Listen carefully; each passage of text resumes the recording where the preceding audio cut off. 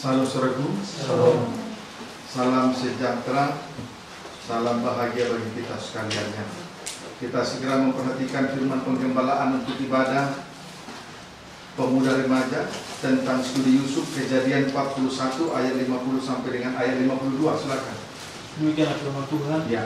Yusuf di Mesir sebagai penguasa. Ya.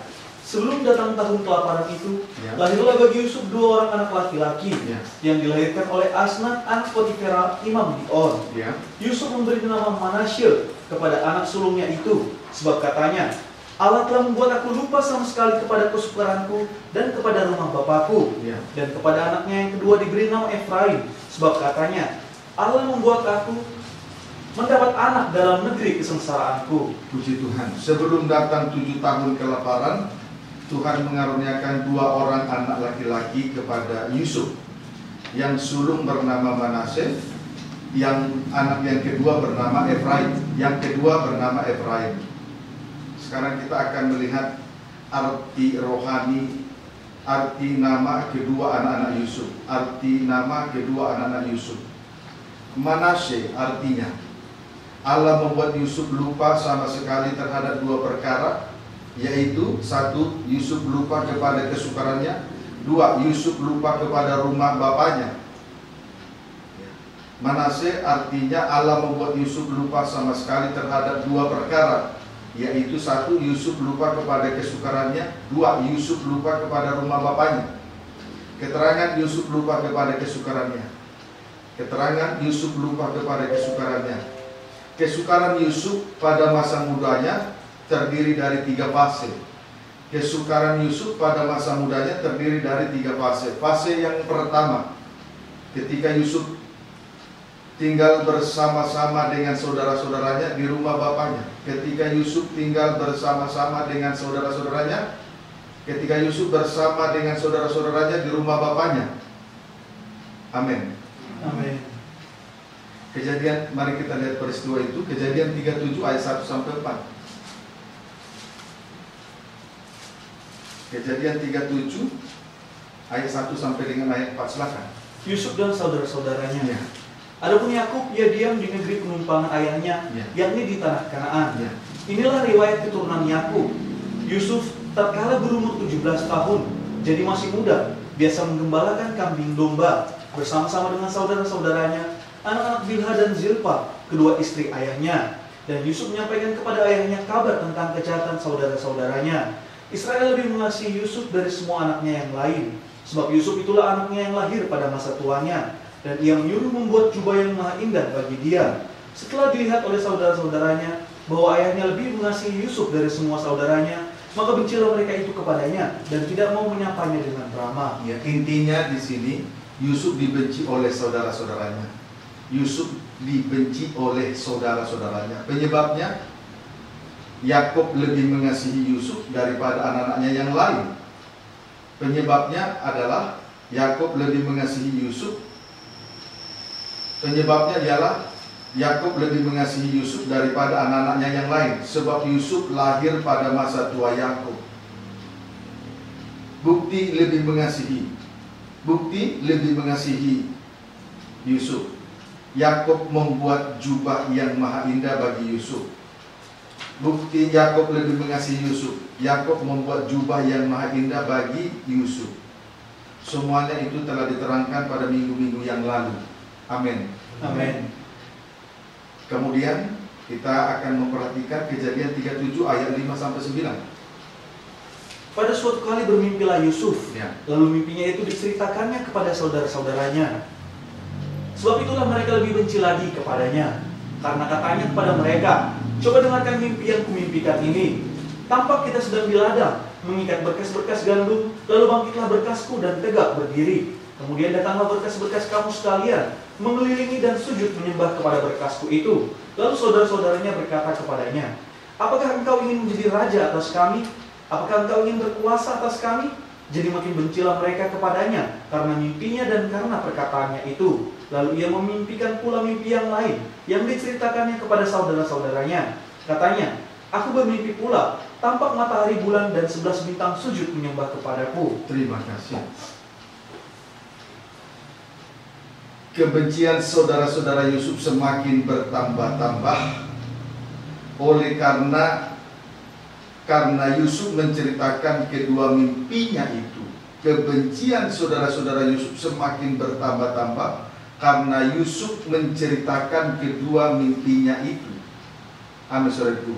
Amin. Kebencian saudara-saudaranya semakin bertambah-tambah karena Yusuf menceritakan kedua mimpinya tersebut. Adapun kedua mimpi Yusuf tersebut, yang pertama, Yusuf dan saudara-saudaranya berada di ladang mengikat berkas-berkas gandum. Yang pertama, Yusuf dan saudara-saudaranya berada di ladang mengikat berkas-berkas gandum. Saat ini kita sedang berada di ladang Allah untuk mengikatkan diri dengan firman Allah. Disebut juga dengan persekutuan yang indah dengan firman Allah. Amin, saudaraku. Disebut dengan persekutuan yang indah dengan firman Allah. Kemudian dalam mimpi itu terlihat satu ikat berkas gandum Yusuf tegak berdiri. Lalu 11 ikat berkas gandum saudara-saudaranya mengelilingi dan sujud menyembah kepada berkas Yusuf. Dalam mimpi itu, saya ulangi, dalam mimpi itu terlihat satu ikat berkas gandum Yusuf. Satu ikat berkas gandum Yusuf tegak berdiri. Sedang 11 ikat berkas gandum saudara-saudaranya mengelilingi dan sujud menyembah kepada berkas Yusuf. Sekarang kita akan lihat nubuatan Yesaya pasal yang kedua, ayat 2 sampai dengan ayat yang ketiga.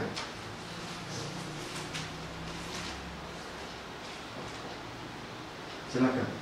Demikian firman Tuhan. Ya. Sion sebagai pusat kerajaan damai. Ya. Akan terjadi pada hari-hari yang terakhir. Ya. Gunung tempat rumah Tuhan akan berdiri tegak di hulu gunung-gunung dan menjulang tinggi di atas bukit-bukit. Segala bangsa akan berduyun-duyun ke sana, dan banyak suku bangsa akan pergi serta berkata, "Mari kita naik ke gunung Tuhan, ke rumah Allah Yakub, supaya Ia mengajar kita tentang jalan-jalannya, dan supaya kita berjalan menempuhnya. Sebab dari Sion akan keluar pengajaran dan firman Tuhan dari Yerusalem." Ya. Di hari-hari terakhir, gunung tempat rumah Tuhan akan berdiri tegak di hulu gunung-gunung dan menjulang tinggi di atas bukit-bukit. Nanti segala bangsa akan berduyun-duyun ke sana, dan banyak suku bangsa akan naik ke gunung Tuhan, rumah Allah Yakub. Jadi kondisi ini persis seperti satu berkas gandum Yusuf. Satu berkas gandum Yusuf tegak berdiri, sedang 11 berkas gandum saudara-saudaranya mengelilingi dan sujud menyembah kepada berkas Yusuf. Amin, saudaraku. Amin. Puji Tuhan. Apa yang dialami oleh Yusuf itu juga yang akan terjadi sesuai dengan nubuatan Yesaya. Apa yang dialami oleh Yusuf itu juga yang akan terjadi sesuai dengan nubuatan Yesaya. Pertanyaannya, mengapa suku bangsa berduyun-duyun ke gunung Tuhan? Pertanyaannya, mengapa suku bangsa berduyun-duyun ke gunung Tuhan? Itu pertanyaannya, ya. Amin, saudaraku. Amin. Pertanyaannya, mengapa suku bangsa berduyun-duyun ke gunung Tuhan? Jawabnya ada dua. Yang pertama, dari Sion keluar pengajaran. Jawabnya ada dua. Amin. Amin. Yang pertama, dari Sion keluar pengajaran. Kegunaannya untuk mengajar bangsa-bangsa tentang jalan-jalan Tuhan. Kegunaannya untuk mengajar bangsa-bangsa tentang jalan-jalan Tuhan. Tadi sudah dibaca, ya. Yang kedua, firman Tuhan dari Yerusalem. Jawaban yang kedua, kenapa tadi bangsa-bangsa berduyun-duyun ke gunung Tuhan, rumah Tuhan? Jawab yang kedua, firman Tuhan dari Yerusalem. Kegunaannya untuk mengikuti contoh teladan. Jadi bangsa-bangsa akan mengikuti contoh teladan yang ditinggalkan oleh Tuhan. Amin.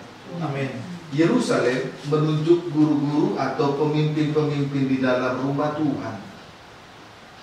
Mereka akan menjadi contoh teladan bagi bangsa-bangsa. Saat ini kita berada di Yerusalem, kota yang kudus, menjadi guru-guru kebenaran, menjadi contoh teladan bagi bangsa-bangsa.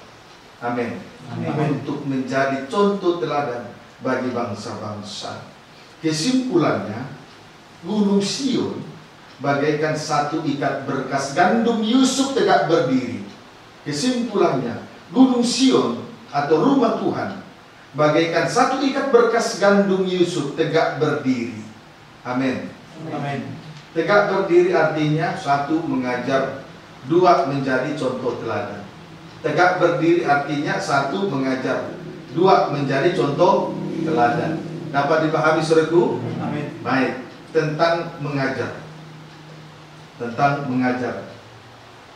Saudaraku, setiap kali Yesus mengajar, Alkitab selalu menceritakannya. Setiap kali Yesus mengajar, Alkitab selalu menceritakannya, menuliskannya dan menceritakannya dengan baik. Namun secara khusus ada 3 kali Yesus mengajar dengan pengajarannya. Namun secara khusus ada 3 kali Yesus mengajar dengan pengajarannya. Amin saudaraku. Setiap kali Yesus mengajar, Alkitab selalu menceritakannya, menuliskannya dengan baik. Namun secara khusus ada 3 kali Yesus mengajar dengan pengajarannya di dalam Injil Matius. Di dalam Injil Matius 1, Injil Matius 7 ayat 1 sampai 27. 2, Injil Matius 22 ayat 33. Injil Matius 22 ayat 33. 3, Injil Matius 25 ayat 1 sampai dengan ayat 46. Secara khusus ada 3 di dalam Injil Matius, ya. Amin. 1, Injil Matius 7 ayat 1 sampai dengan ayat 27. 2, Injil Matius 22 ayat 33. 3, Matius 25 ayat 1 sampai dengan ayat 46. Puji Tuhan. Jadi ada 3 kali secara khusus Yesus mengajar dengan pengajarannya. Amin. Ya. Keterangan pengajaran Yesus pada Injil Matius 7. Keterangan pengajaran Yesus pada Injil Matius 7. Saya tidak tahu sampai sejauh mana Tuhan akan membawa kita, tetapi yang pasti malam ini kita akan limpah ruah rahasia firman. Amin saudaraku. Matius 7 ayat 28. Terlebih dahulu kita perhatikan Matius 7 ayat 28 sampai 29.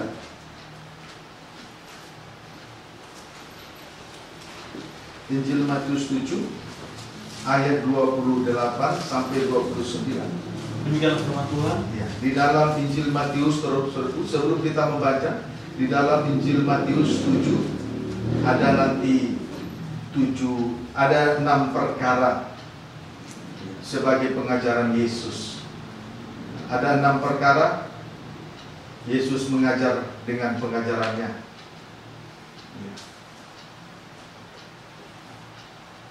Pengajaran yang dimaksud, atau boleh dibaca dulu ya, Injil Matius 7 ayat 28 sampai 29. Demikian firman Tuhan. Kesan pendengar. Kesan pendengar. Baca.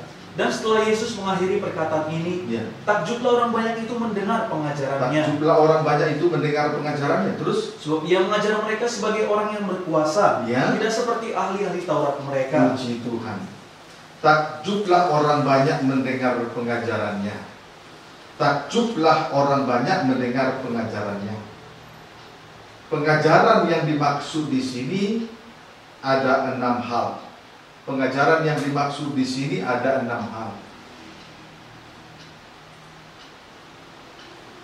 1, hal menghakimi. 1, hal menghakimi. Matius 7 ayat 1 sampai dengan ayat 5.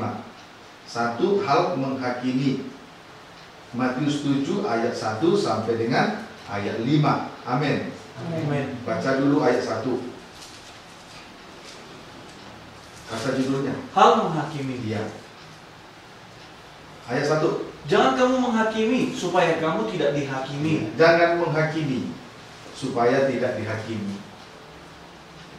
Supaya tidak dihakimi, ya jangan menghakimi. Sebaliknya, supaya tidak dihakimi, jangan menghakimi. Amin, saudaraku. Amin. Ayat 2. Karena dengan penghakiman yang kamu pakai untuk menghakimi, kamu akan dihakimi, dan ukuran yang kamu pakai untuk mengukur akan diukurkan kepadamu. Orang yang menghakimi akan dihakimi dengan ukuran yang sama. Jangan menghakimi supaya tidak dihakimi. Orang yang menghakimi akan dihakimi dengan ukuran yang sama. Amin. Amin. Puji Tuhan. Ayat 3 sampai dengan ayat yang kelima. Mengapakah engkau melihat selumbar di mata saudaramu, Iya. sedangkan balok di dalam matamu tidak engkau ketahui? Iya. Bagaimanakah engkau dapat berkata kepada saudaramu, Iya. biarlah aku mengeluarkan selumbar itu dari matamu, padahal ada balok di dalam matamu? Terus? Hai orang munafik, Iya. keluarkanlah dahulu balok dari matamu, maka engkau akan melihat dengan jelas untuk mengeluarkan selumbar itu dari mata saudaramu. Puji Tuhan. Ciri-ciri orang yang menghakimi. Ciri-ciri orang yang menghakimi. Melihat kesalahan kecil pada orang lain, tetapi tidak melihat kesalahannya jauh lebih besar. Itu ciri-ciri orang yang menghakimi. Melihat kesalahan kecil pada orang lain, tetapi tidak melihat kesalahannya jauh lebih besar. Sama dengan munafik. Sama dengan munafik. Kesalahannya jauh lebih besar, tetapi dia melihat kesalahan orang lain yang kecil, tapi dia melihat kesalahan kecil pada orang lain. Itu kemunafikan. Sama dengan orang munafik. Dalam hal ini diajar untuk melihat salib Kristus. Jadi kesimpulannya, supaya terlepas dari terlepas dari kemunafikan dalam hal menghakimi ini, diajar untuk memandang salib Kristus. Supaya tidak munafik, tidak menghakimi orang lain, kita diajar untuk memandang, melihat, mengarahkan pandangan kepada salib Kristus saja. Arahkan saja pandangan kepada korban Kristus. Tuhan yang benar, kita yang salah. Amin, saudaraku. Puji Tuhan. Haleluya. Yang kedua, hal yang kudus dan berharga. Yang kedua, hal yang kudus dan berharga. Matius 7 ayat yang ke-6. Baca. Demikianlah firman Tuhan. Ya. Hal yang kudus dan berharga. Ya. Jangan kamu memberikan barang yang kudus kepada anjing, dan jangan kamu melemparkan mutiaramu kepada babi, Ya. supaya jangan diinjak-injaknya dengan kakinya, lalu ia berbalik mengoyak kamu. Ya. Menghargai firman Tuhan, intinya di sini adalah untuk menghargai firman Tuhan sebagai barang yang berharga dan suci. Inti dari ayat ini adalah supaya menghargai firman Tuhan sebagai barang yang berharga dan suci. Kaitannya dengan mutiara. Amin, saudaraku. Kaitannya dengan mutiara. Puji Tuhan.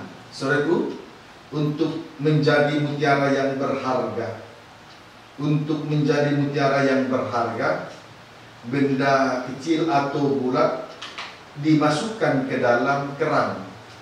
Untuk menjadi mutiara yang berharga, benda keras, benda kecil, padat, dan bulat dimasukkan ke dalam kerang. Prosesnya, kerang tersebut terlebih dahulu dilukai. Amin, saudaraku. Ini juga berbicara tentang salib. Berarti untuk menghargai firman Tuhan sebagai barang yang kudus dan berharga, pandang saja salib Kristus. Amin, saudaraku. Amin. Puji Tuhan. Yang ketiga, hal pengabulan doa. Yang ketiga, hal pengabulan doa. Matius 7 ayat 7 sampai 8 terlebih dahulu. Baca. Hal pengabulan doa. Ya. Mintalah, maka akan diberikan kepadamu. Carilah, maka kamu akan mendapat. Ya. Ketoklah, maka pintu akan dibukakan bagimu. Ya, terus Karena setiap orang yang meminta, menerima, dan setiap orang yang mencari, mendapat. dan setiap orang yang mengetok baginya pintu dibukakan. Hal pengabulan doa terkait dengan 3 hal. Supaya doa itu dikabulkan terkait dengan 3 hal, yaitu 1. Meminta, mencari, doa. Terkait dengan 3 hal: meminta, mencari, mengetok. Meminta akan diberikan, mencari akan mendapat, mengetok baginya pintu akan dibukakan. Amin, saudaraku. Jadi supaya doa dikabulkan terkait dengan 3 hal: 1 meminta, 2 mencari, 3 mengetok. Meminta akan diberikan, mencari akan mendapat, mengetok baginya pintu akan dibukakan. Ayat 9 sampai dengan 11. Adakah seorang daripadamu yang memberi batu kepada anaknya jika ia meminta roti, atau memberi ular jika ia meminta ikan? Jadi jika kamu yang jahat tahu memberi pemberian yang baik kepada anak-anakmu, apalagi Bapamu yang di sorga, ia akan memberikan yang baik kepada mereka yang meminta kepadanya. Puji Tuhan, Yesus adalah Bapa yang baik. Ia memberi roti dan ikan. Ia tidak memberi batu dan ular. Amin. Yesus adalah Bapa yang baik, sebab ia memberi roti dan ikan. Ia tidak memberi batu dan ular. Bukti yang pertama, Yesus memberi makan 5.000 orang dengan 5 roti dan 2 ikan. Disebut dengan pemecahan roti yang pertama. Amin. Bukti yang kedua, Yesus memberi makan 4.000 orang dengan 7 roti dan beberapa ikan, yang disebut dengan pemecahan roti yang kedua. Wujud pemecahan roti yang pertama dan kedua adalah Yesus disalibkan atau salib Kristus. Puji Tuhan, kiranya dapat dipahami dengan baik. Amin. Yang keempat, jalan yang benar. Yang keempat, jalan yang benar. Injil Matius 7 ayat 12 sampai 14. Baca. Jalan yang benar. Segala sesuatu yang kamu kehendaki supaya orang perbuat kepadamu, perbuat demikianlah juga kepada mereka. Itulah isi seluruh hukum Taurat dan kitab para nabi. Terus, masuklah melalui pintu yang sesak itu, karena lebarlah pintu dan luaslah jalan yang menuju kepada kebinasaan, dan banyak orang yang masuk melaluinya. Terus, karena sesaklah pintu dan sempitlah jalan yang menuju kepada kehidupan, dan sedikit orang yang mendapatinya. Puji Tuhan. Jalan yang benar adalah melalui pintu yang sesak dan jalan yang sempit. Jalan yang benar untuk menuju kerajaan surga adalah melalui pintu yang sesak dan jalan yang sempit. Ini juga berbicara tentang salib. Amin, saudaraku. Pintu yang sesak dan jalan yang sempit bagi daging, tidak leluasa bagi daging. Tidak leluasa bagi daging. Amin, saudaraku. Jadi itulah tujuan salib. Jalan yang benar adalah melalui pintu yang sesak dan jalan yang sempit, sehingga tidak leluasa bagi daging. Kalau daging leluasa dan menuruti keinginan dengan menuruti segala keinginannya, akan menuju kepada kebinasaan. Tetapi kalau melalui jalan pintu yang sesak dan jalan yang sempit, daging tidak leluasa untuk menuruti keinginannya. Amin, saudaraku. Puji Tuhan. Inilah jalan untuk menuju kepada kehidupan yang kekal. Ini juga berbicara tentang salib. Puji Tuhan. Yang kelima, hal pengajaran yang sesat. Yang kelima, hal pengajaran sesat. Matius 7 ayat 15, loncat 21 sampai 23. Yang kelima, hal pengajaran sesat. Matius 7 ayat 15, loncat 21 sampai 23. Baca. Hal pengajaran yang sesat.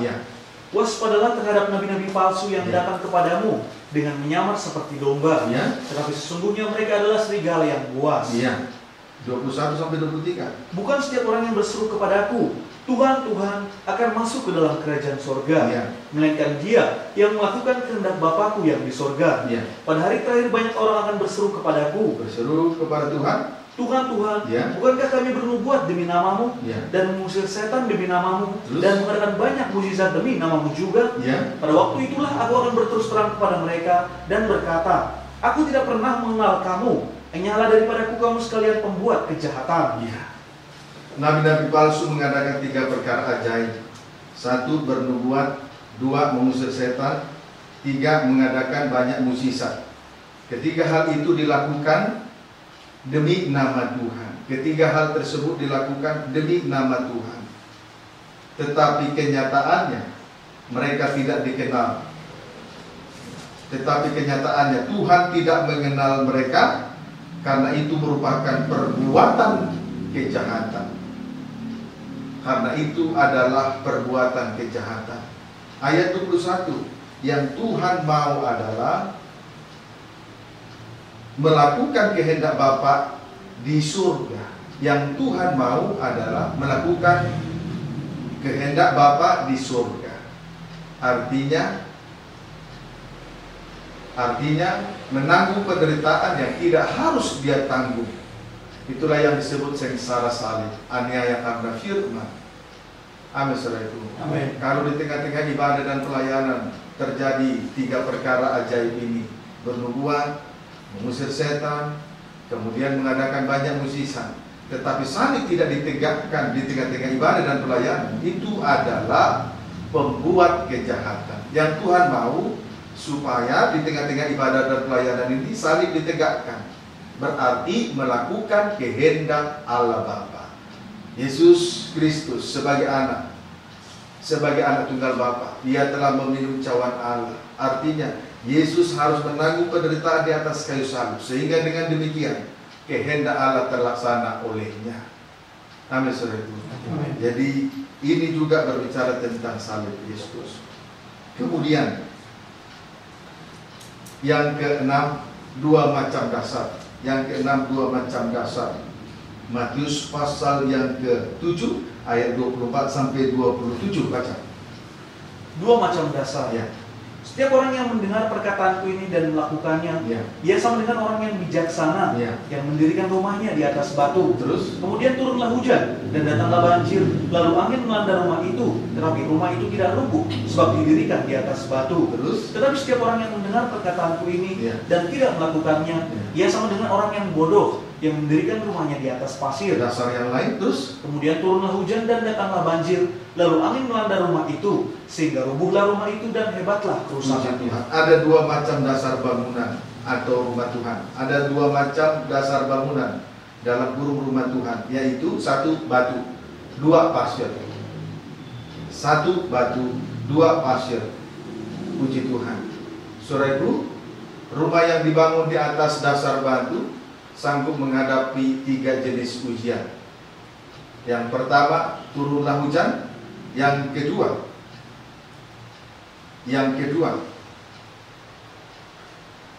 datanglah banjir. Yang ketiga, angin melanda rumah itu. Yang pertama, turunlah hujan. Yang kedua, datanglah banjir. Yang ketiga, angin melanda rumah itu. Puji Tuhan.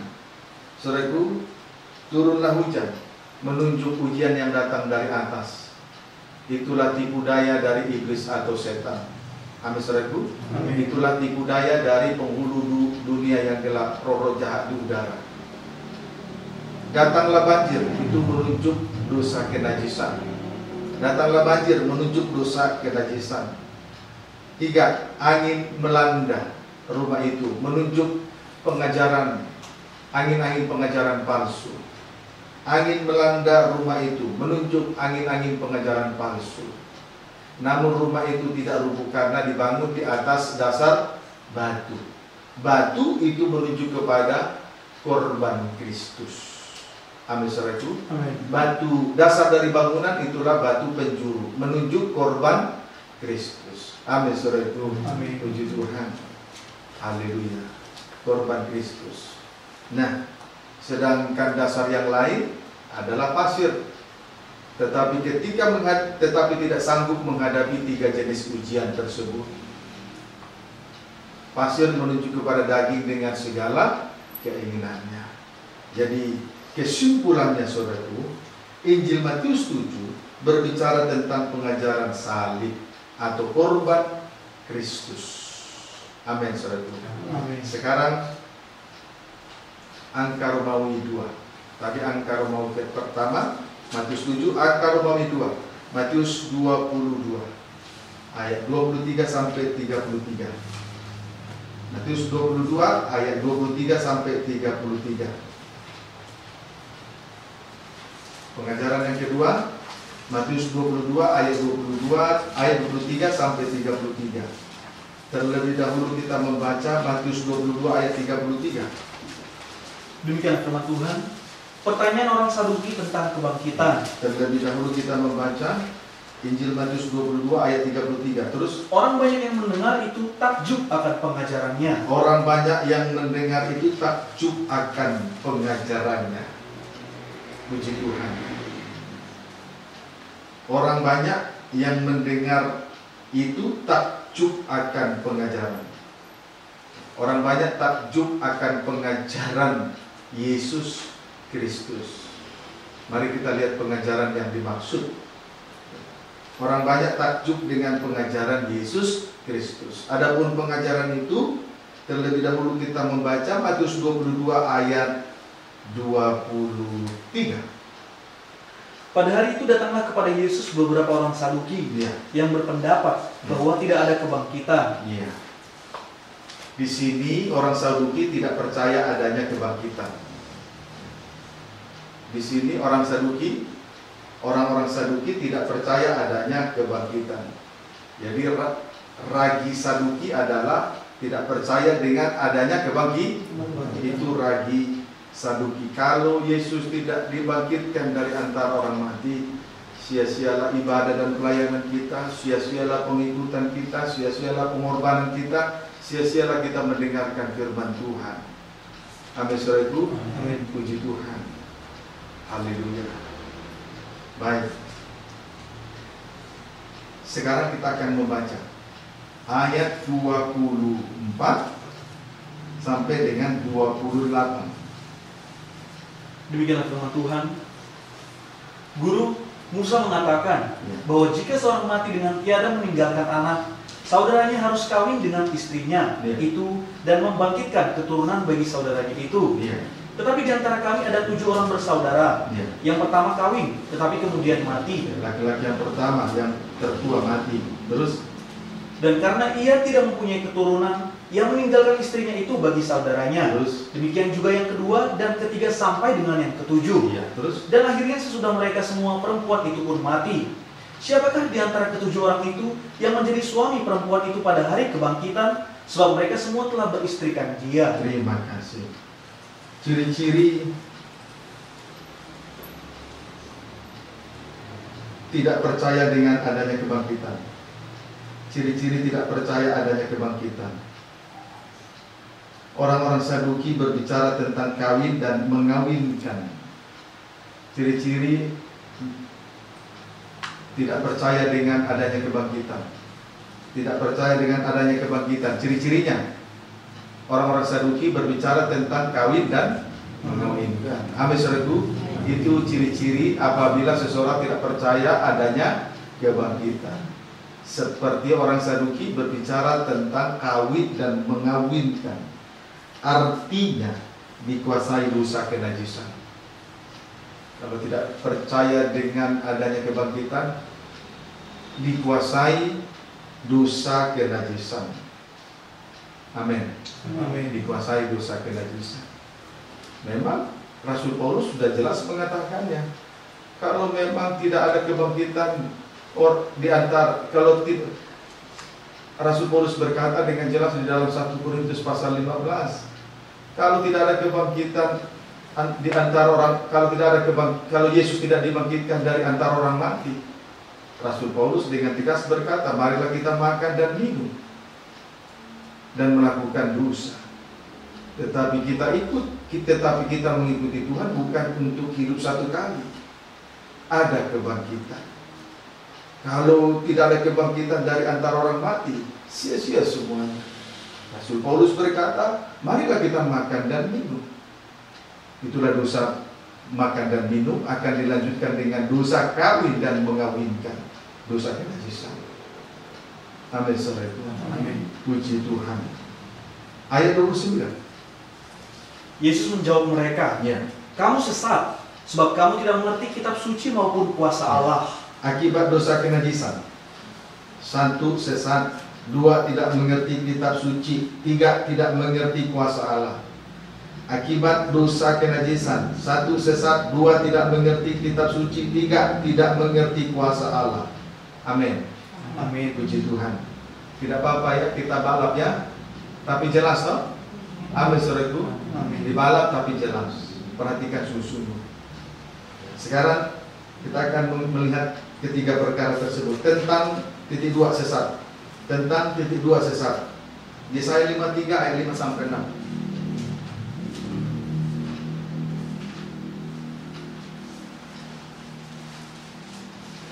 Yesaya 53 ayat 5 sampai 6, baca. Demikian firman Tuhan. Ya. Tetapi dia tertikam oleh karena pemberontakan kita. Terus Dia diremukkan oleh karena kejahatan kita. merontakkan kejahatan, terus Ganjaran yang mendatangkan keselamatan bagi kita ditimpakan kepadanya. Ya. Dan oleh bilur-bilurnya kita menjadi sembuh. terus Kita sekalian sesat seperti domba. sesat seperti domba. Terus Masing-masing kita mengambil jalannya sendiri. terus Tetapi Tuhan telah menimpakan kepadanya kejahatan kita sekalian. iya. Sesat sama seperti domba. Sesat sama seperti domba, mengambil jalannya masing-masing. Seperti domba mengambil jalannya masing-masing. Ya. Kalau domba liar, domba yang liar akan mengambil jalannya masing-masing. Itu domba yang liar, mengambil jalannya masing-masing, tidak tergembala. Kalau domba tidak tergembala, liar, mengambil jalannya masing-masing. Sesat dan terhilang. Dapat dipahami? Amin. Saudaraku, di dalam kesesatan terlihat dua hal.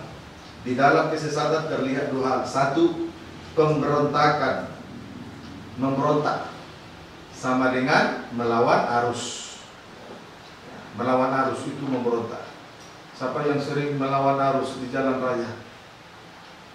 Berarti masih dikuasai roh pemberontakan. 2, kejahatan sama dengan melawan yang benar. Siapa yang masih melawan yang benar? Siapa yang masih melawan yang benar? Itu tanda kesesatan. Memberontak atau mendurhaka sama dengan melawan arus. 2, kejahatan sama dengan melawan yang benar. Puji Tuhan. Dapat dipahami? Amin. Itulah tentang sesat liar, mengambil jalannya masing-masing. Di dalam kesesatan terlihat dua hal. 1, pemberontakan sama dengan melawan arus. 2, kejahatan sama dengan melawan yang benar. Sekarang tentang tidak mengerti kitab suci.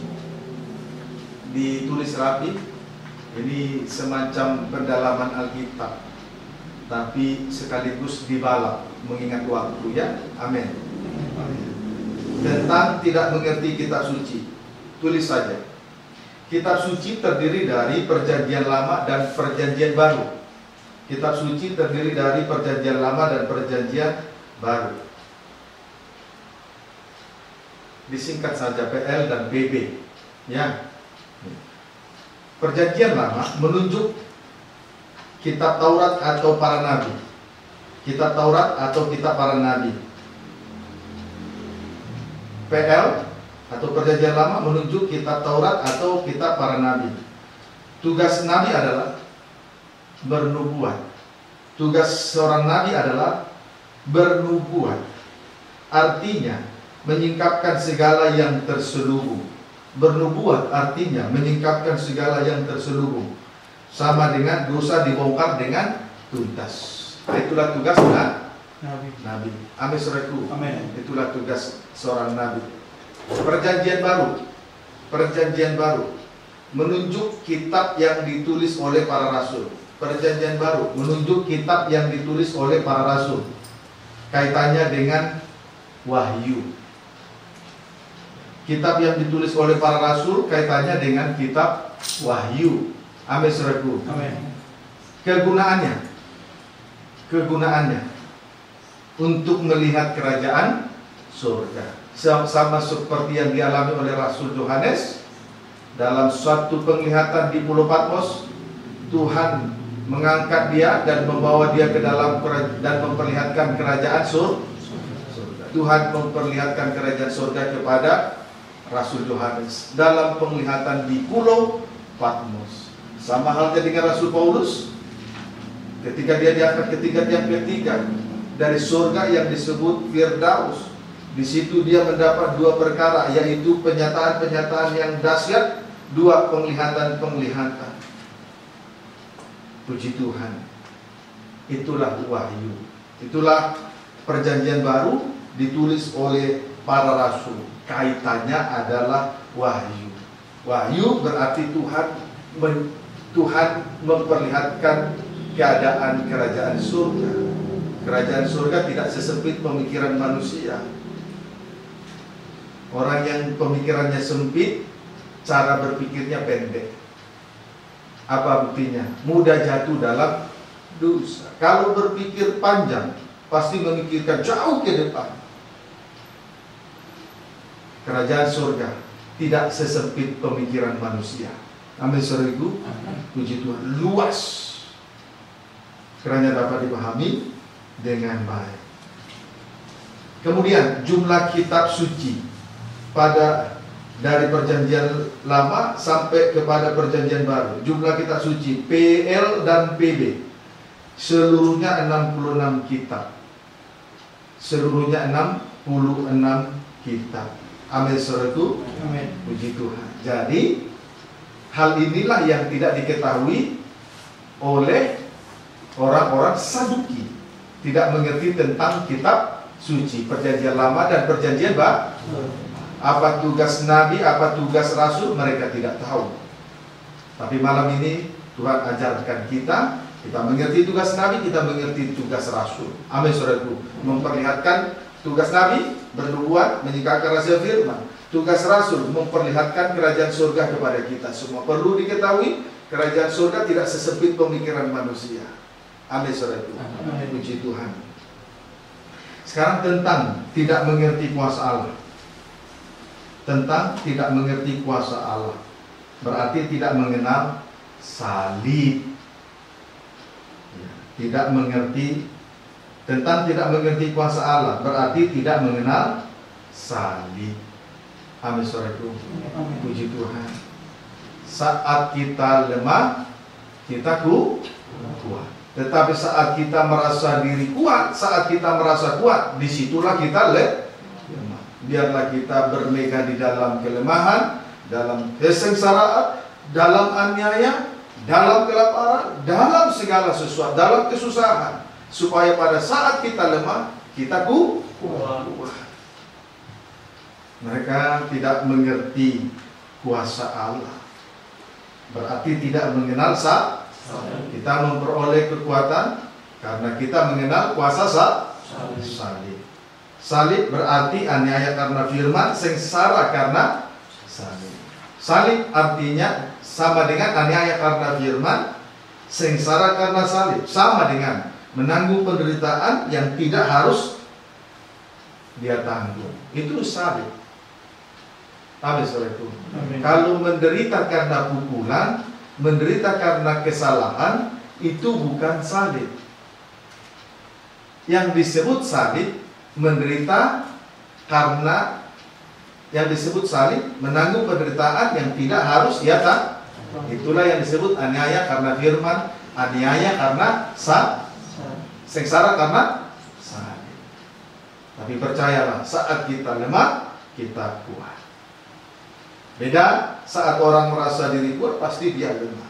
Sebab itu Rasul Paulus, dia terlebih suka di dalam kelemahan, di dalam kesukaran, di dalam sengsara, supaya saat dia lemah, dia kuat. Jadi kekuatan yang diperoleh berasal dari kuasa salib.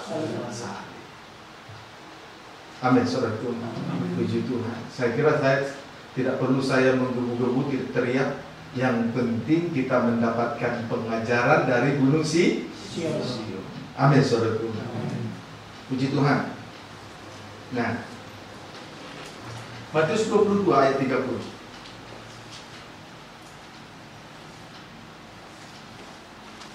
Boleh baca 29 duluan. Demikianlah firman Tuhan. Ya. Yesus menjawab mereka, Ya. kamu sesat, Ya. sebab kamu tidak mengerti kitab suci maupun kuasa Allah. Sesat, tidak mengerti kitab suci, tidak mengerti kuasa Allah akibat dosa kenajisan. Kemudian ayat 30. Karena pada waktu kebangkitan orang tidak kawin, Ya. diulangi, karena pada waktu kebangkitan orang tidak kawin dan tidak dikawinkan, Ya. melainkan hidup seperti malaikat di sorga. Suasana kebangkitan. Suasana kebangkitan seperti malaikat di surga. Suasana kebangkitan seperti malaikat di surga. Tidak memiliki daging dan tulang. Tidak memiliki tubuh dan tulang. Daging dan tulang. Artinya tanpa perasaan manusia daging. Artinya tanpa perasaan manusia daging. Sama dengan terlepas dari dosa kenajisan. Amin, saudaraku. Daging adalah ladang yang subur bagi dosa, bagi kejahatan dan kenajisan. Coba kalau terlepas kita dari perasaan manusia daging, maka otomatis sama dengan bersuasana kebangkitan.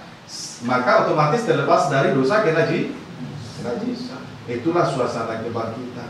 Seperti malaikat, tidak mempunyai daging dan tulang. Artinya tidak mempunyai perasaan manusia daging. Berarti terlepas dari dosa kenajisan. Amin, saudaraku. Amin. Puji Tuhan. Ayat 31. Tetapi tentang kebangkitan orang-orang mati, Iya. tidakkah kamu baca apa yang difirmankan Allah ketika ia Sampai bersabda, 32, 31, 32 terus. Akulah Allah Abraham, Iya. Allah Ishak dan Allah Yakub.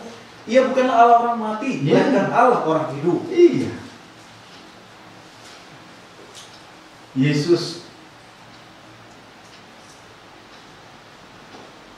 Yesus berkata,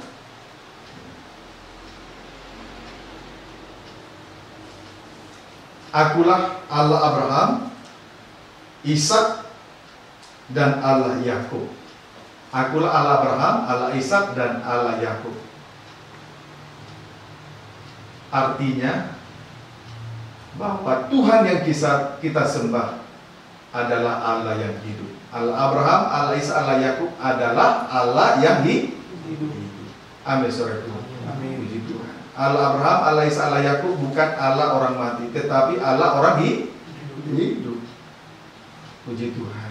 Jadi kita mengikuti dan menyembah Allah yang hidup, bukan Allah yang mati.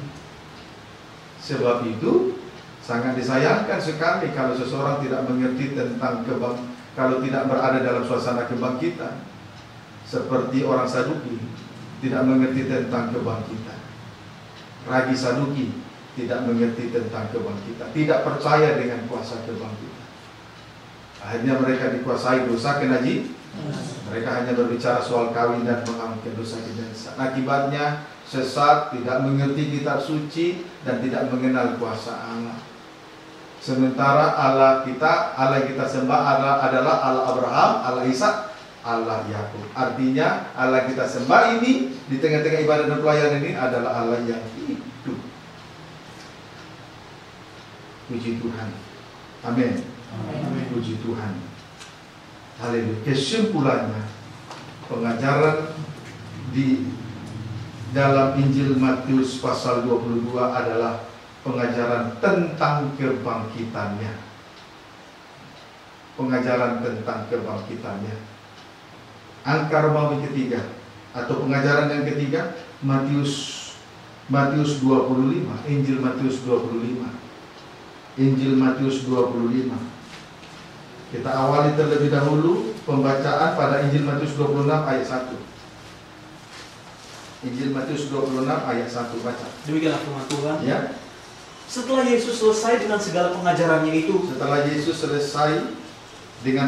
pengajarannya itu, terus berkatalah ia kepada murid-muridnya, selesai dengan segala pengajarannya itu. Setelah Yesus selesai dengan segala pengajarannya itu. Yang dimaksud dengan segala pengajarannya itu, ialah 3 perkara dalam Injil Matius 25. Terdapat 3 perkara dalam Injil Matius pasal 25. 5. Amin, saudaraku. Amin. Puji Tuhan. Yang pertama,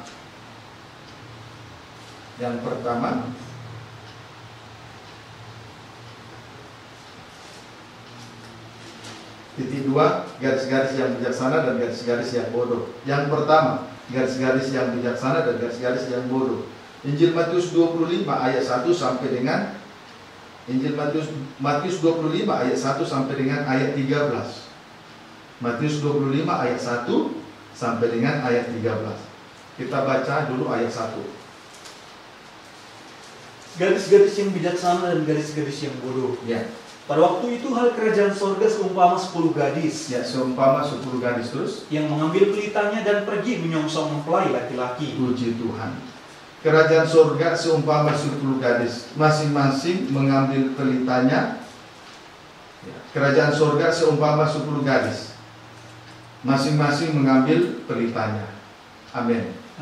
Ya. Tujuannya untuk menyongsong mempelai laki-laki surga. Puji Tuhan. Sasaran ibadah dan pelayanan kita adalah pesta nikah anak domba. Amin, saudaraku. Amin. Sebab itu jangan sesat. Sama seperti 10 gadis. Ya, sama seperti 10 gadis, masing-masing mengambil pelitanya. Tujuannya untuk menyongsong mempelai laki-laki surga. Intinya bagi kita adalah sasaran dari ibadah pelayanan kita di atas muka bumi ini adalah pesta nikah anak domba, bukan yang lain-lain. Semoga dapat dipahami dengan baik ya. Sasaran ibadah kita di atas muka bumi ini adalah pesta nikah anak domba. Sama seperti 10 gadis, masing-masing mengambil pelita. Tujuannya untuk menyongsong mempelai laki-laki songsonglah dia. Puji Tuhan. Haleluya. Wahyu 19 ayat 6 sampai 8. Wahyu 19 ayat 6 sampai 8.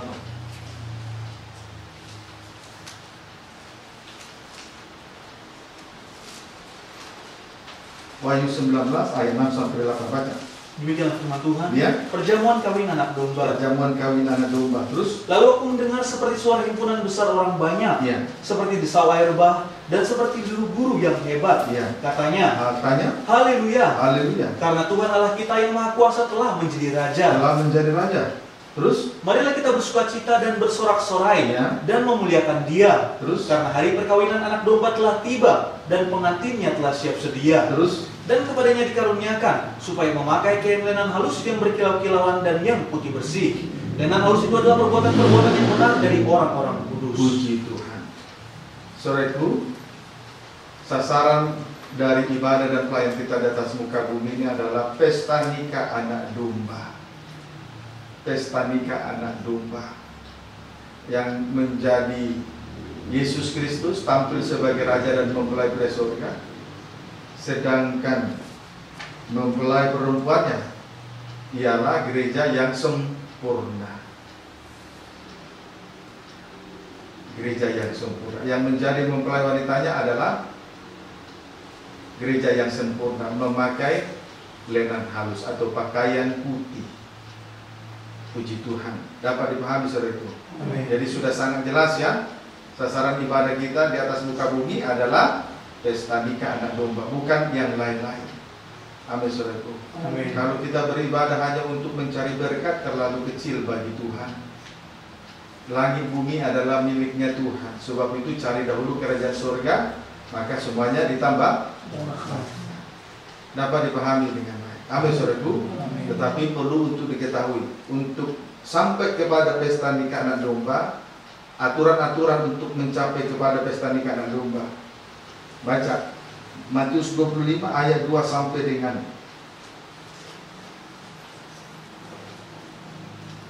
ayat 20, ayat 2 sampai dengan ayat 5. Matius 25 ayat 2 sampai 5, baca cepat. Demikianlah firman Tuhan. Ya. 5 diantaranya bodoh dan 5 bijaksana. Di 10 gadis masing-masing mengambil pelitanya, tujuannya menyongsong mempelai laki-laki. 5 diantaranya bodoh dan 5 bijaksana. Terus? Gadis-gadis yang bodoh itu membawa pelitanya, tetapi tidak membawa minyak. Ya. Sedangkan gadis-gadis yang bijaksana itu membawa pelitanya dan juga minyak dalam buli-buli mereka. Ya. Tetapi karena mempelai itu lama tidak datang-datang juga, mengantuklah mereka semua itu, lalu tertidur. Ya. Terus, ya, terima kasih. Perhatikan di sini. 10 gadis diantaranya adalah 5 gadis bodoh dan 5 bijaksana. 10 gadis tadi yang mengambil pelitanya untuk menyongsong mempelai laki, 5 diantaranya bodoh dan 5 bijaksana. Amin, saudaraku. Amin. Gadis-gadis yang bijaksana membawa pelita plus minyak dalam buli-buli. Plus minyak dalam buli-buli sebagai persediaan, dalam kurung berjaga-jaga. Sedangkan 5 gadis bodoh membawa pelita tetapi tidak membawa minyak dalam buli-buli.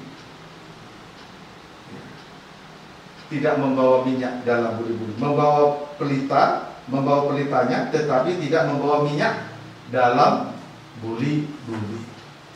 Puji Tuhan.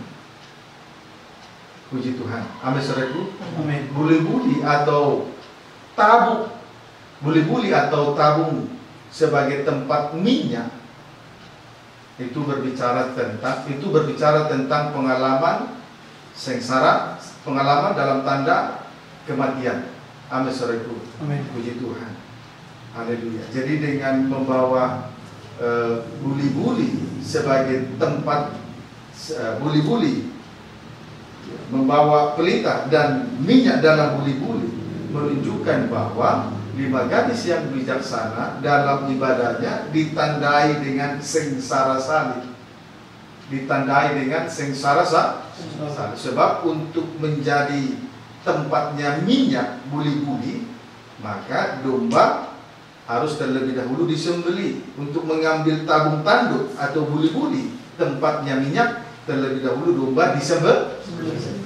Nah, itu ditandai dengan salib, ditandai dengan pengalaman kematian.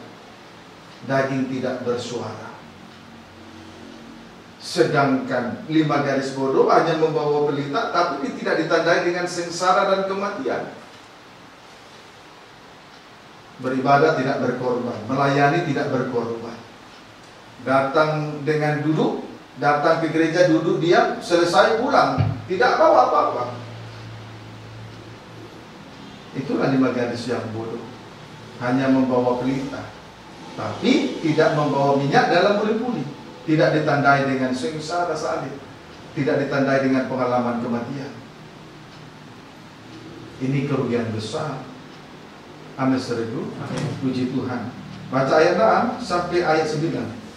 Waktu tengah malam terdengarlah suara orang berseru, mempelai datang, songsonglah dia.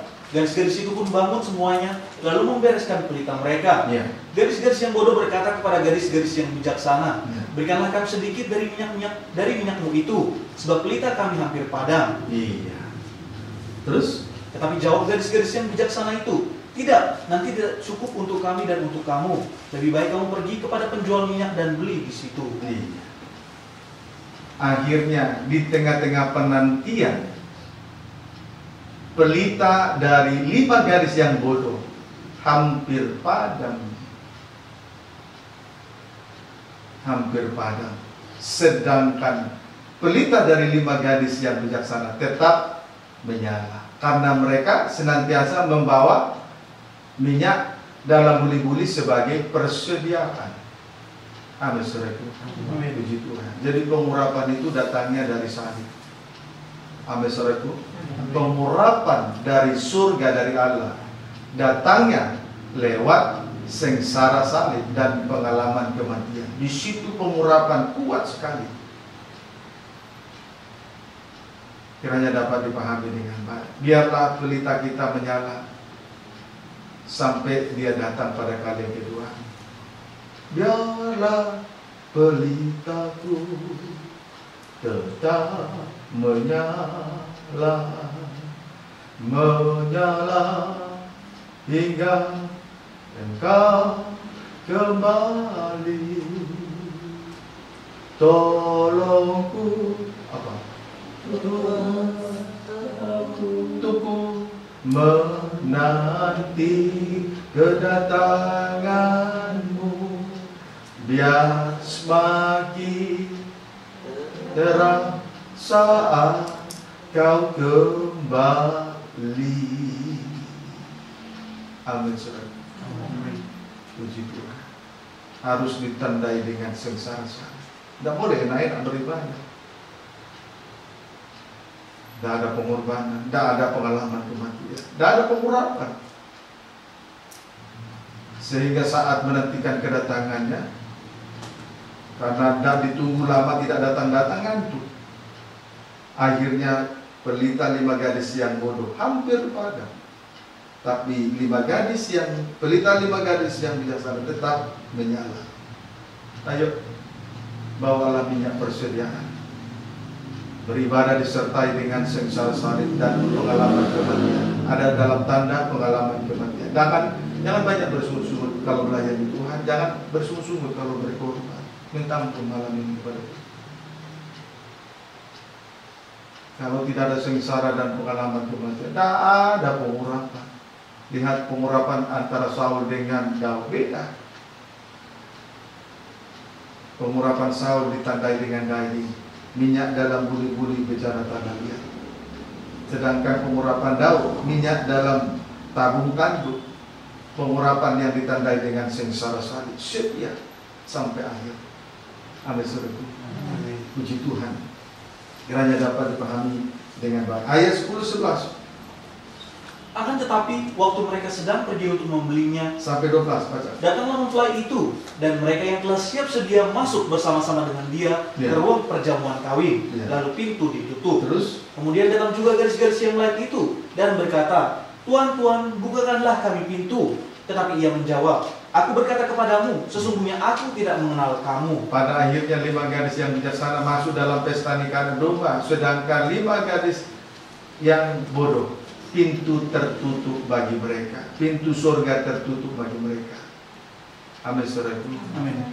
Puji Tuhan. Yang malas-malas, yang tidak mau mengalami, tidak ada tanda dalam tidak ada tanda dalam sengsara salib, tidak ada tanda dalam pengalaman kematian. Malam ini kita minta ampun. Itu ibadah yang sia-sia, tidak ada artinya. Kedatangan Tuhan sudah tidak lama lagi. Jangan bersungut-sungut lagi, ya. Amin, saudaraku.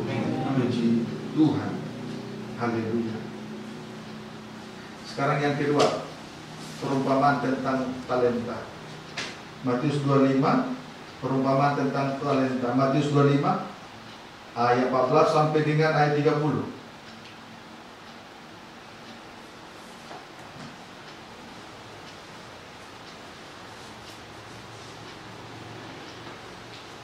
Ayat 14 sampai dengan ayat 30. Ini berbicara tentang kesetiaan seorang hamba kepada tuannya. Amin, saudaraku. Amin. Ya, perumpamaan tentang talenta. Matius 25 ayat 14 sampai 30. Ayat ini berbicara tentang kesetiaan seorang hamba kepada tuannya. Puji Tuhan. Puji Tuhan. Seorang tuan mempercayakan talentanya kepada 3 hamba. Hamba yang pertama dipercaya 5 talenta, lalu memperoleh laba 5 talenta. Kemudian kepada hamba yang kedua dipercaya 2 talenta, lalu memperoleh laba 2 talenta. Kepada hamba yang ketiga dipercaya 1 talenta, tidak menghasilkan, sebaliknya justru menguburkan 1 talenta itu ke dalam tanah. Amin, saudaraku. Tetapi yang Tuhan mau supaya kita setia dalam perkara, setia dalam tanggung jawab dalam perkara, setia memikul tanggung jawab dalam perkara yang kecil, supaya Tuhan percayakan tanggung jawab dalam perkara yang lebih besar. Amin, saudaraku. Amin. Puji Tuhan. Talenta setiap orang berbeda-beda. Ada yang main musik, ada yang singer, ada pemimpin pujian, ada pembaca firman Tuhan, ada singer kolektan. Talenta seseorang bermacam-macam, dan jumlahnya itu juga ukurannya hanya Tuhan yang tahu. Ada yang 5, ada yang 2, ada yang 1. Tetapi biarlah kita setia memikul tanggung jawab dalam perkara yang kecil, supaya dipercayakan tanggung jawab dalam perkara yang lebih besar. Amin. Puji Tuhan. Haleluya. Ayat 23. Demikian firman Tuhan. 21 dan 23. Maka kata tuannya itu kepadanya, baik sekali perbuatanmu itu, hai hambaku yang baik dan setia. Engkau telah setia dalam perkara kecil, aku akan memberikan kepadamu tanggung jawab dalam perkara yang besar. Ya. Masuklah dan turutlah dalam kebahagiaan Tuanmu. Kepada hamba yang pertama dipercaya 5 talenta. Sekarang kita lihat jawaban Tuhan itu kepada hamba yang kedua dipercaya 2 talenta. Ayat 23. Maka kata tuannya itu kepadanya, Ya. baik sekali perbuatanmu itu, hai hambaku yang baik dan setia. Engkau telah setia memikul tanggung jawab dalam perkara yang kecil. Ya. Aku akan memberikan kepadamu tanggung jawab dalam perkara yang besar. Masuklah dan turutlah dalam kebahagiaan Tuanmu. Puji Tuhan. Saudaraku, kalau setia memikul tanggung jawab dalam perkara yang besar, maka dipercayakan tanggung jawab dalam perkara yang besar. Setia dalam memikul tanggung jawab dalam perkara kecil, dipercayakan tanggung jawab dalam perkara yang besar. Sampai pada akhirnya masuk dan turut dalam kebahagiaan Tuannya. Sampai pada akhirnya masuk dan turut dalam kebahagiaan Tuannya. Sama dengan masuk dalam kerajaan surga. Amin, saudaraku. Lihat 5 gadis yang bijaksana masuk dalam kerajaan surga. Kalau setia memikul tanggung jawab dalam perkara kecil, dipercayakan tanggung jawab dalam perkara yang besar. Sampai pada akhirnya masuk dan turut dalam kebahagiaan Tuannya. Kebahagiaan yang kekal berada di dalam kerajaan surga. Amin. Yang ketiga, penghakiman yang terakhir.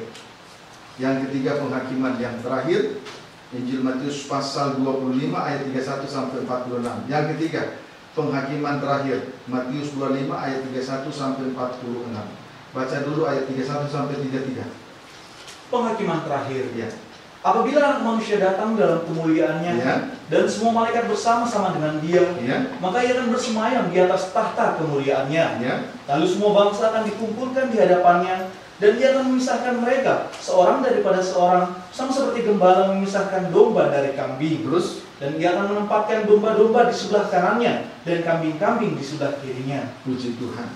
Apabila anak manusia bersemayam di atas tahta kemuliaan, semua bangsa dikumpulkan di hadapannya dan mengadakan pemisahan. Apabila anak manusia bersemayam di atas tahta kemuliaannya, nanti semua bangsa dikumpulkan di hadapannya untuk mengadakan pemisahan seorang daripada seorang. Amin. Amin. Puji Tuhan. Dikumpulkan. Semua bangsa dikumpulkan di hadapannya, lalu diadakanlah pemisahan seorang dari seorang. Seperti gembala memisahkan domba dari kambing. Seperti gembala memisahkan domba, domba dipisahkan dari kambing. Perhatikan, step pertama, domba-domba ditempatkan di sebelah kanan, domba-domba di sebelah kanan untuk menerima kerajaan surga.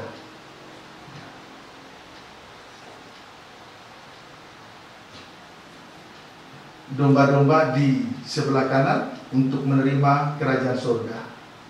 Sama dengan dalam kemuliaan. Strip yang kedua, kambing di sebelah kiri untuk masuk dalam siksaan yang kekal. Strip yang kedua, kambing di sebelah kiri untuk masuk dalam siksaan yang kekal. Amin, saudaraku. Amin. Puji Tuhan. Kiranya dapat dipahami dengan baik. Jadi, kesimpulannya, Matius 25 berbicara tentang pengajaran. Matius 25 adalah pengajaran tentang kemuliaannya. Injil Matius pasal 25 adalah pengajaran tentang kemuliaannya. Amin, saudaraku. Amin. Puji Tuhan. Tadi dalam Injil Matius 25 ada 3 perkara di sana. 1, gadis-gadis yang bijaksana dan gadis-gadis yang bodoh. Ini berbicara tentang kemuliaan dengan pekerjaan Roh Kudus. Amin, saudaraku. Kemuliaan dengan pekerjaan Roh Kudus. Kemudian perumpamaan tentang talenta. Ini berbicara tentang kemuliaan dengan kesetiaan hamba. Amin, saudaraku. Amin. Kemuliaan, garis-garis yang 10 garis itu berbicara tentang kemuliaan yang berkaitan dengan Roh Kudus. Kemuliaan, tentang kemuliaan, berbicara tentang kemuliaan yang dikaitkan dengan Roh Kudus. Sementara perumpamaan tentang talenta, kemuliaan yang dikaitkan dengan kesetiaan seorang hamba. Kemudian penghakiman terakhir, kemuliaan yang dikaitkan dengan mengasihi. Yang dikaitkan dengan mengasihi. Puji Tuhan. Bolehlah dibaca dulu tentang mengasihi itu. Boleh baca ayat 34, Matius 25. Demikianlah firman Tuhan. Ya. Dan raja itu akan berkata kepada mereka yang di sebelah kanannya, Ya. mari, hai kamu yang diberkati oleh Bapakku, Ya. terimalah kerajaan yang telah disediakan bagimu sejak dunia dijadikan. Kenapa? Apa kaitannya kerajaan atau kemuliaan ini? 35. Sebab ketika aku lapar, Ya. kamu memberi aku makan. Ya. Ketika aku haus, kamu memberi aku minum. Ya. Ketika aku seorang asing, kamu Ya. memberi aku tumpangan. Terus. Ketika aku telanjang, kamu memberi aku pakaian. Ya. Ketika aku sakit, kamu melawat aku. Ya. Ketika aku di dalam penjara, kamu mengunjungi aku. Iya. Jadi ini dalam hal mengasihi. Kemuliaan dalam hal mengasihi. Amin, saudaraku. Amin. Tadi kemuliaan dalam hal pimpinan Roh Kudus, itu 10 garis. Kemudian perumpamaan tentang talenta, kemuliaan dalam hal kesetiaan. Kemudian penghakiman terakhir, kemuliaan dalam hal mengasihi. Amin, saudaraku. Amin. Jadi pengajaran ini, pengajaran Yesus Kristus ini secara khusus ada 3 saja. Yesus memang banyak kali mengajar dan itu ditulis dengan rapi. Tetapi pengajaran dengan 3 ajaran secara khusus itu hanya terdapat pada Injil. Itulah Injil Matius pasal 7, Injil Matius pasal 22, Injil Matius pasal 25. Berbicara tentang sengsara salib dan kematiannya. Yang kedua Injil Matius pasal 22 berbicara tentang kebangkitan. Yang ketiga dipermuliakan. Mati, bangkit dan dipermuliakan. Itulah pengajaran yang keluar dari gunung Sion. Jadi tidak hanya bicara soal berkat-berkat, tidak hanya bicara soal lahiriah, bukan hanya bicara mukjizat, tanda heran dan tanda-tanda ajaib. Bukan. Tapi inilah pengajaran yang keluar dari gunung Sion untuk mengajar bangsa-bangsa. Ajaran yang benar secara khusus 3 pengajaran yang diajarkan oleh Yesus. Pengajaran tentang salib dan kematian. Itulah Injil Matius pasal 7, pengajaran tentang kebangkitan. Yang ketiga, pengajaran untuk membawa kepada kemuliaan. Amin, saudaraku. Amin. Puji Tuhan. Kemuliaan dalam Roh Kudus, kemuliaan dalam kesetiaan, kemuliaan dalam mengasihi. Ayo, biarlah kita menerima pengajaran yang semacam ini dari gunung Sion. Amin, saudaraku.